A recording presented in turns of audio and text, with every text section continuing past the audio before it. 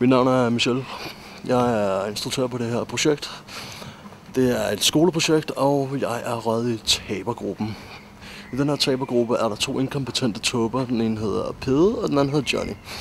Pede, han er konstant påvirket, fuldstændig omtoget, og det har han været lige så længe vi har været i gang med det projekt indtil videre. Det er meget, meget ukonstruktivt arbejde med de 2.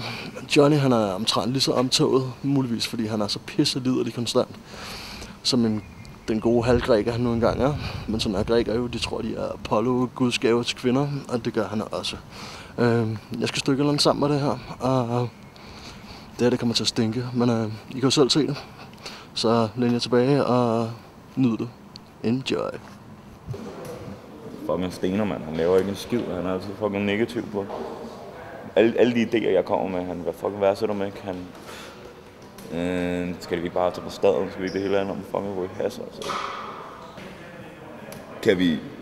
Kan vi på nogen måde få så smidt ham ud af gruppen? Jeg tror ikke, vores lærer bliver så glade for.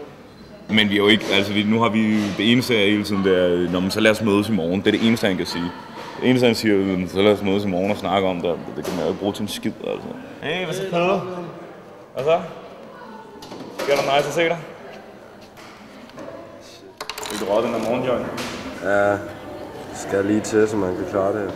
Vi startede på holdet i april eller sådan noget. Ja, og i aften finder vi ud af det. Hvad er det, vi har på en dato? 14. maj. Altså er vi der 15. mand. Jeg tror, det er den 15. 15. Okay, Johnny, kan du lige forklare mig, hvilken sidste eller anden kvote på at lave? Jeg har personligt været pænt meget på druk. Nu har vi, hvor lang tid har vi brugt på det her? Kan du klippe det sammen interessant med det, vi har nu? Ikke det mindste. Vi kunne lave sådan en... vi kunne også... vi kunne også bare finde en eller anden film inde på Filmhuset.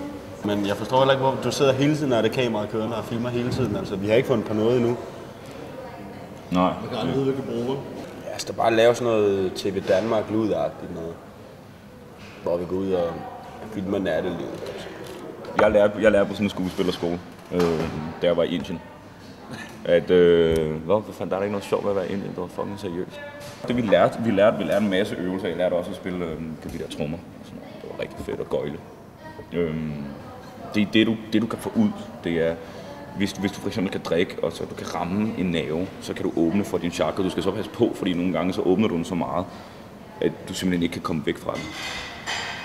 Der var nogen, der faldt ind i sådan nogle roller, hvor de simpelthen slet ikke kunne komme ud. Det var meget, meget lærerigt. Måske er det også der, ikke?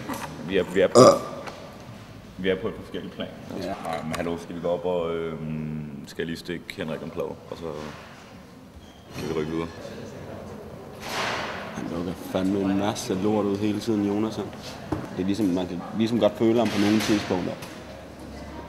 Han lukker da lidt for meget lort ud. Jeg tror heller ikke på rigtigt, han har været i indtil. Skal vi filme? Er det filmer? Det er vores film. Okay, jeg kommer frem til noget. Altså, ja, vi tænkte på at lave en dokumentar. Sådan nogle børn- og madpakkevaner i deres børnehaver og sådan. Okay. Ja, om skolen og det svigt, som mange børn måske møder. Børn og madpakker? Ja, med familien. Okay. Pædagoger og sådan noget, der stjæler maden og sådan noget. Ja, om korruptionen i, altså hvordan er hele pædagogsamfundet ligesom har spillet for lidt. Og så lave lidt ligesom rapporten, hvor vi prøver ligesom at gå dem på klingen. Okay. Men hvad med noget skriftligt, eller noget synops eller noget lignende? Har I tænkt på det? Det der er problemet, det er meget, at historien ligesom udvikler sig. Ja, den udvikler ligesom sig selv og den skulle gerne lave sig selv, når vi får, jeg kender en, der studerer til pædagog. Hun kan ligesom skaffe os ind i børnehave. Ind i børnehave, og vi vil helst ikke, vi vil helst ikke ligesom afsløre for meget af vores, du ved. Det, hvis der nu var nogen, der fandt et dokument, så kunne de se, at vi skulle snakke med de her pædagoger og sådan noget. Det er også for børnenes skyld. Så vi vil helst ikke ligesom have for meget på papir. Jeg tog noget job som vikar i en børnehave, for ligesom at se, hvor grad det står til, ikke? Og Pede har også. Så vi har ligesom blevet nødt til at Også vi blev nødt til at droppe en masse aftaler selv. Altså sådan ved siden. Så vi har lagt meget arbejde i det ved siden af skolen. Vi har også knoklet herovre. Men vi har en masse ting liggende hjemme hos Michelle, som vi lige skal have skrevet ud og have rettet fejl på og sådan noget. Så tager vi det med i morgen. Ja, jamen det ser på det. Okay. Hvor fanden kom det med børnehaven fra? Men det var der sagde det. Jeg tror jeg. Det glemte for det. Ved du noget om det? Ved du noget om det? Det er sgu ikke skide godt. De skider over det hele. Hvad er det for en film, vi laver? Jeg kan simpelthen ikke forstå det. Vi laver noget dokumentar. Eller noget... Må du være med i vores film? Det er jeg allerede. Hvordan skal det være det? Hun er så den der. Han har fået noget med børn. Ja, men så laver vi jo bare... Vi finder ud af det i aften. Og så siger vi bare, at en af vores kilder sprang fra. Og så siger vi, men så viser det jo også, at vi er meget mere professionelle, når vi siger, vi kan ikke lave det, vi har planlagt. Men prøv at se det her fede manuskript, vi har nu.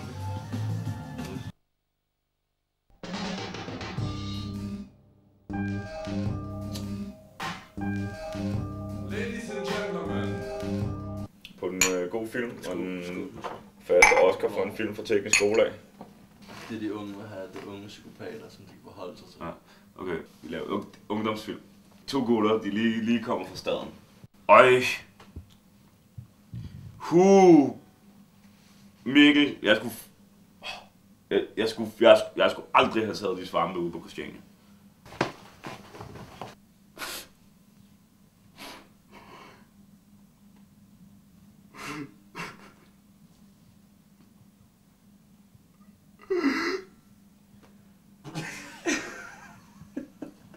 Er det godt nok til jer? Jo, er det godt nok? Det kan vi sgu da ret bruge. Hvad siger du?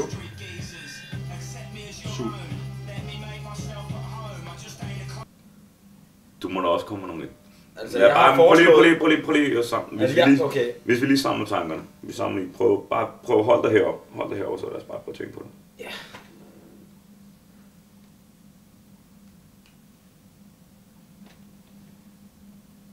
Det er typisk.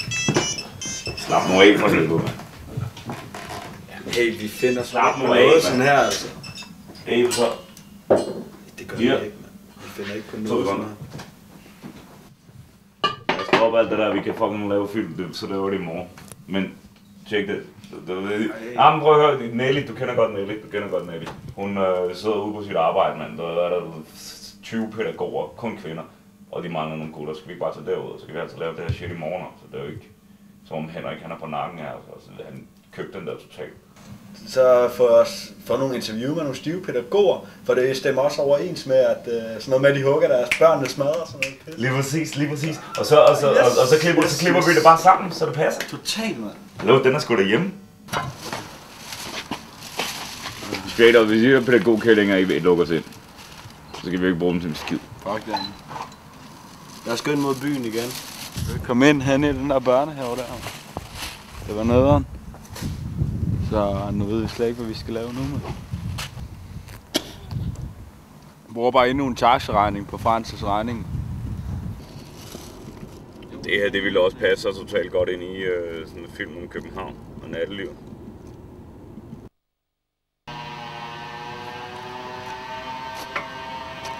Hvor mange fester har vi været til i aften? 3. Hvad har vi fået ud af det? En skid, mand. Hvis ikke eneste, der kan redde den her aften.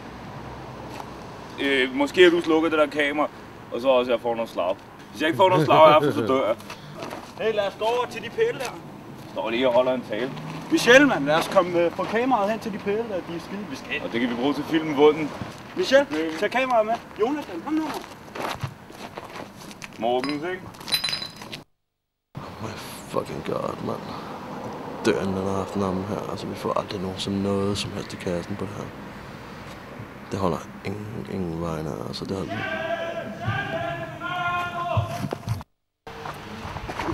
fucking for vildt. Hallo, Michelle. Hallo, prøv lige at høre. Hun lå her bare. Har hun ikke nogen penge, mand? Hun slap af, mand.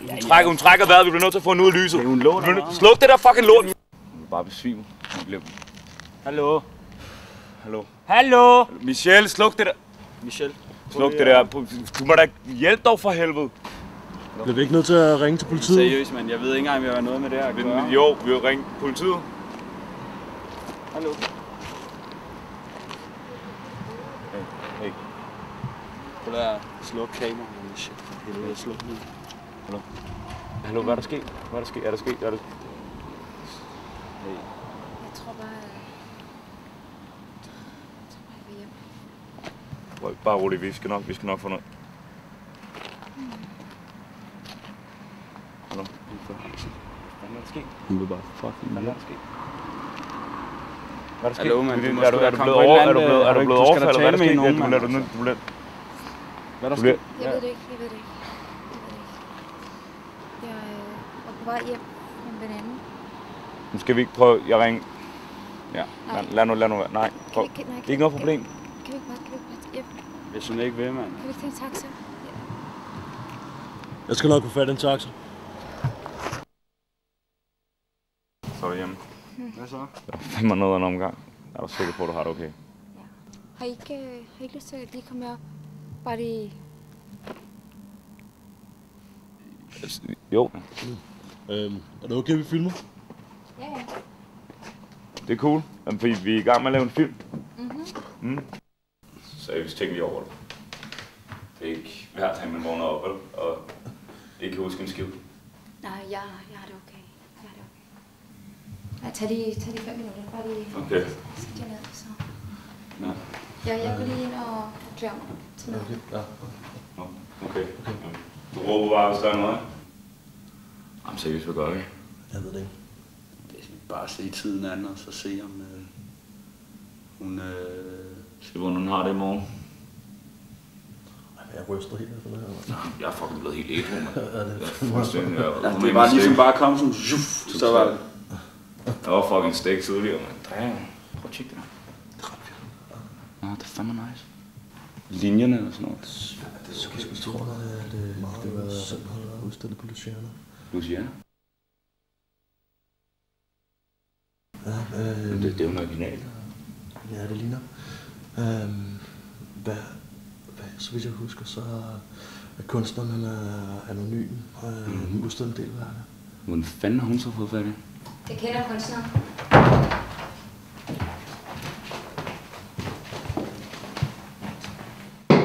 Så er der serveret.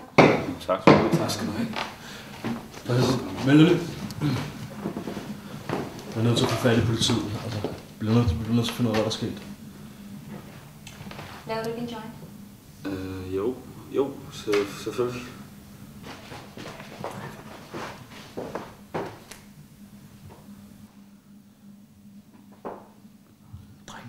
Drengene.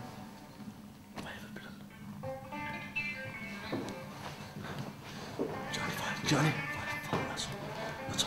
Lars nu af, mand. Fucking styr dine hæmorrider for helvede. Styr dine hæmorrider, styr dem. Prøv at høre. Hun har det jo fint. Du kan se på, hun har det fint, mand. Slap dig af, man. Se, hvor lækker hun er. Hvis jeg ikke får en chance for at komme i de der bukser, så fucking dræber dig. Nu chiller du bare. Chill, mand. Tag en bræk og en joint. Chill for helvede. Det skal nok gå. Slap dig af. For helvede.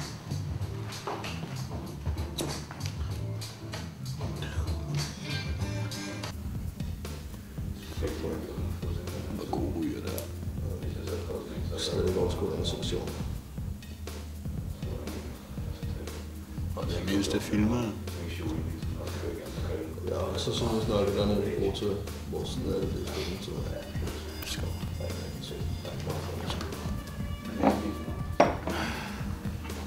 Seriøst, man bare følge med strøm. Tag det som det kommer. Altså, det er sgu bare meget spændende information.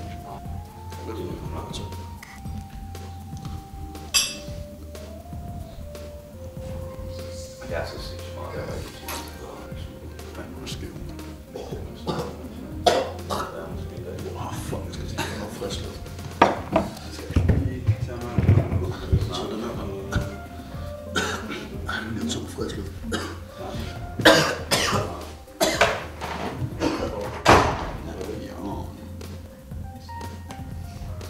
Og så der.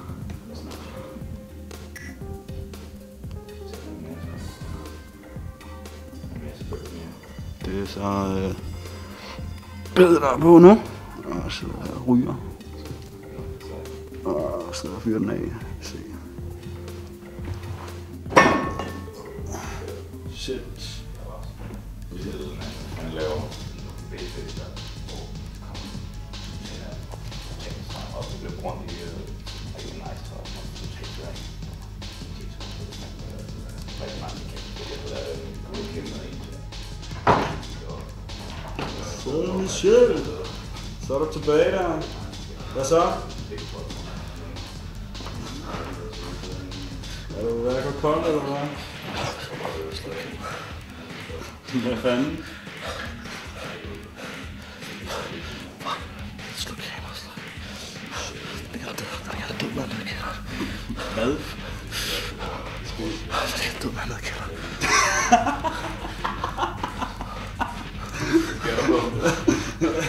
Nej, men det er Michelle. Jeg tror, han har noget, jeg godt vil fortælle. Altså, Michelle. Okay. Nu er vi alene. Hvad var det, du så?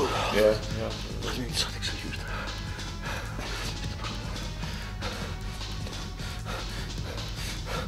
Den ligger død, mand, der kælder.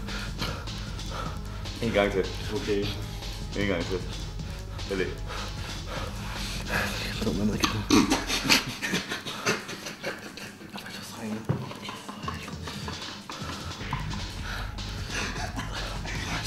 Som død. Eller var han gået kold? Havde han røget lige så mange joints som dig, eller hvad? Okay. Jeg får skåret halsen over, altså. Du har gået halsen over. Michelle, du skal ikke ryge med. Han skal ikke ryge med, Jonas. Okay, hvem har så gjort det? Hvad? Melanie? Jeg ved det ikke. Jeg ved bare, han har fået fucking skåret halsen over. Okay, men Melanie, nu kan jo ikke gøre en flue for træet, altså. Hvad snakker du om?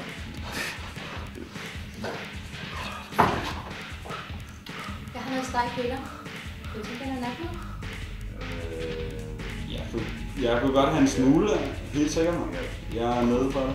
Godt. Ja, jo tak. Jeg er tilbage. Ja, okay. Michelle. Så viser det, Michelle. Ja. Jeg vil se det. Jeg vil fandme se det, Michelle. Lad os få noget gang i den her film. Så sådan død mand. Kom nu, Michelle. Ja, så kom. Er der lys længere ned? Vent ikke. Lad mig lige finde den blå. Virker lyset, ikke? Nej, det virker. Pragtfuldt. Det er jo lige til en hård. Ja, totalt. Vis os, hvor den døde er. Vis os, hvor den døde er. Yes, så kører vi. Yes. Jonathan Dorf Pedersen på vej til at lave en udsendelse om, hvorfor unge ikke må ryge hash. Slap nu af, Michelle. Jeg har lyst til at ringe til politiet nu, og stå hun op der ved Luskåren. Jeg er så træt af at høre på det. Ser du noget, Michelle? Ser du noget? Ser du den døde mand? Hvor er den døde mand, Michelle?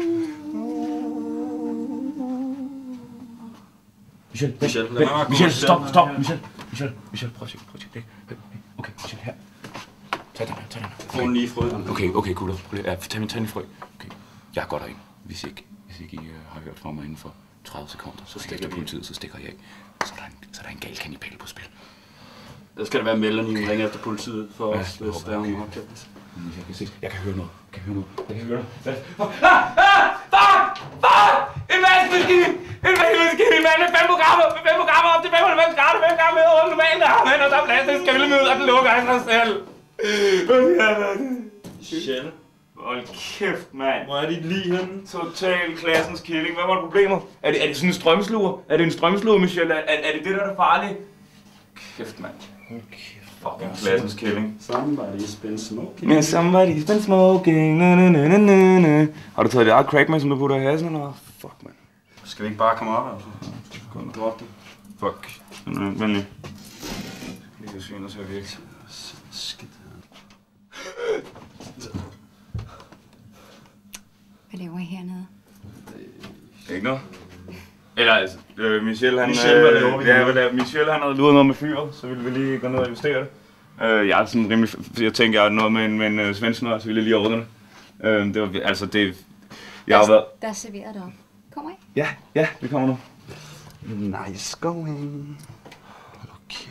Men lige, hey Pede, nu ved jeg godt, du kun har... Det er til dig, Michel. Det er til dig, Michel. Det er til dig, Michel. Jeg kan desværre ikke klare. Men kan du ikke bukke? Ja, buk, Michel. Under. Det der. Lad os gå op.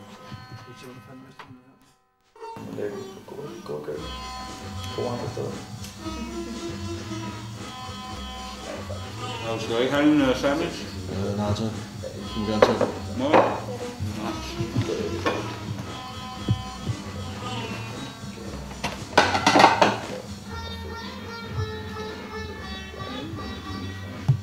Har kylling?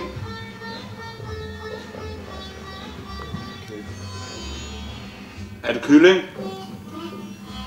Ja. Det er rigtig godt.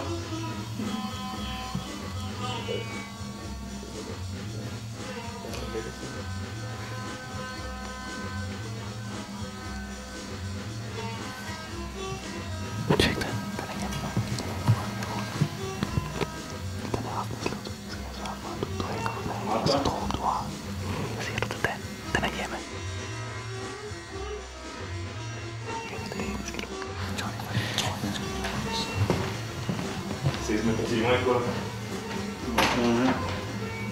er han? Det var ikke. Så der er der en sandwich. Der er ikke nogen der med.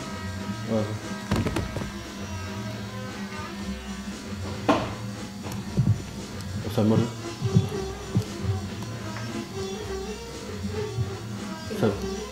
Ja, mere her. Er der mere derude? Ja. Hvad var det for en lyd for? Må du tage mere? Hvad er det for en lyd overfor? Han ser døde folk der nu i aften.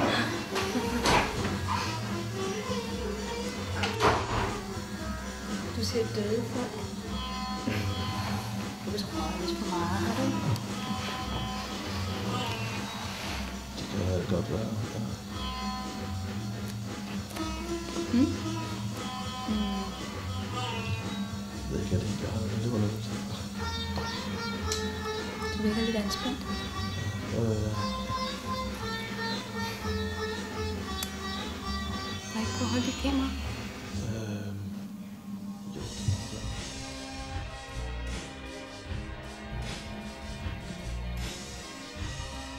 Så det er dig, der på den anden side af kameraet? Ja. Det er mærkeligt. Det er ikke rigtig vant til. Så må du hellere puste det.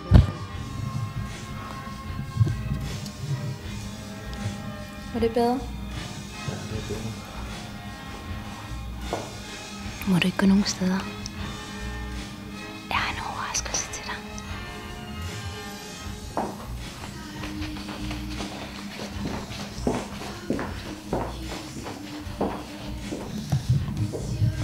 Wow, fucking A, mand. Det er fandme en sindssyg aften, altså. Jeg ved ikke det. Altså, det er noget af det mest fucked up, jeg længe har udsat for, altså. Men ja, jeg ved sgu ikke, at fandme forklare det sammen til.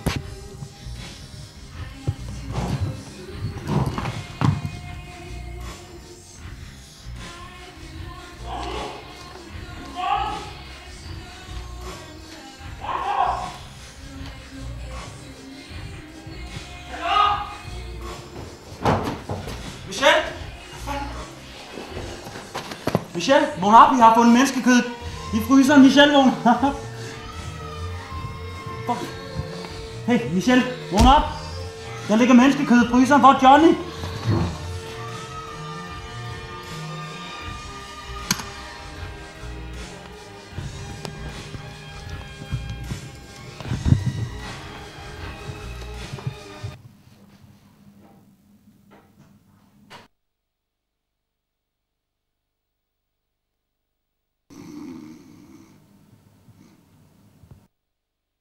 Action.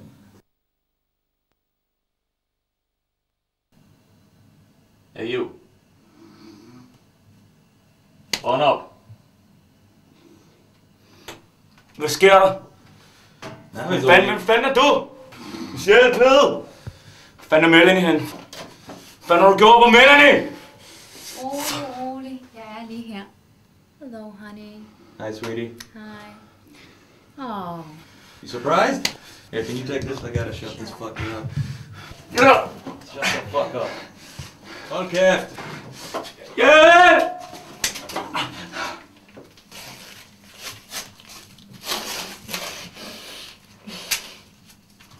I must say, you really outdid yourself this time. Thank you. Tusind tak. Selv tak. Johnny! Jeg er fucking med! Calm the fuck down. This one, I think he's hypoglycemic. Mm-hmm. You know, I didn't hit him that hard. I guess they're all waking up. Mm-hmm. Jeg har set dig. Det er dig så er du død. Oh yeah, that's right. Det er rigtigt. Maybe I should explain. You guys did see my artwork upstairs, didn't you? I think you liked it. So the whole idea was that we were going to get you scared. Makes your heart pump faster. And I can drain you better. Yeah. Kan du huske, hvor godt maden smagte i går? Er det ikke dejligt? Har du ikke lyst til at smage det så godt? Anyways, you probably guessed that yes, I do paint with blood. I gotta get you scared first, so you'll bleed faster.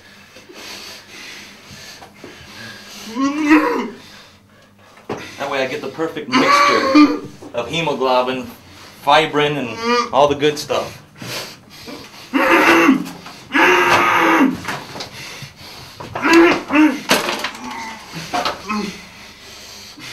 You know what? I think I'm gonna start now. That's a good idea. Yeah, why don't you go upstairs, honey? Yes. Now's as good a time as any.